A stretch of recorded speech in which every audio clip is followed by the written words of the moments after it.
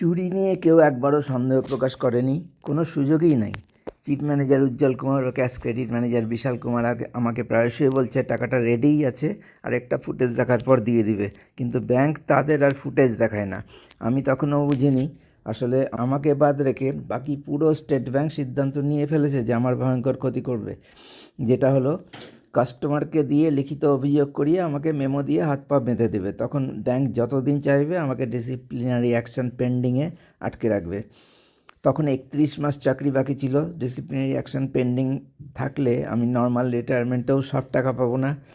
তখন আমাকে ব্যাংকের হাতে পায়ে ধরতে হবে। উজ্জ্বল কুমার আমাকে মেমো দেওয়ার খুব চেষ্টা করেছিল, কিন্তু আমি কখনো মাথা গরম না করে একটাও বাজে কথা না বলে নিজেকে শান্ত রেখেছিলাম, যাতে ভিআর না আটকাতে পারে। এই স্টেট ব্যাংক এত নোংরা, এত জঘন্য মানুষে ভর্তি যে এই সিসিটিভির কথা চেপে গিয়ে চুরি হওয়ার কথা অস্বীকার করে তাদের স্ক্রিপ্ট অনুযায়ী পরিবেশ তৈরি